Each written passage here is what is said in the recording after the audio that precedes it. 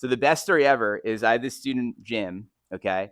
And for 2 years, he was moving his head, right? And I kept telling him, I said, Jim, I said, get a noodle stand. I said, the one guy took a ladder, duct taped a broom handle, and put a noodle on it. And then eventually his head stopped moving, right?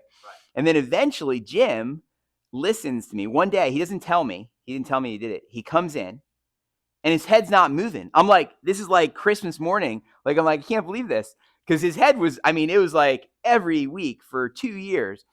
And then he tells me he took a noodle and somehow he affixed it to his fence in his backyard. Like he attached it something. And he said he'd go out there every day and just swing on it. You know what I mean? Like with his head on it, he'd be swinging his club with his head on it. And eventually he got the feel and then he stopped moving his head. And so I love this. I know it seems odd. I've had about 50 students get these and then go to the driving range and do it and send me a video there. So one student was like, I'm not doing that at my range. People know me there. And I'm like, go somewhere they don't know you. Go to a range where nobody could possibly know you. And then who cares? You know, I mean, hitting balls like this is great because then you know your head's moving. What you don't want to do is go to the range the whole time your head's moving.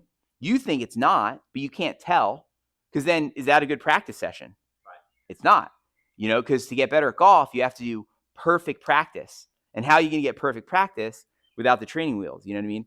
So I really encourage it. I really think it would help you advance. Because for you, the head movement is related to the arm bend. And we're trying to conquer that. And if the head keeps moving, we're never going to fix the arm bend.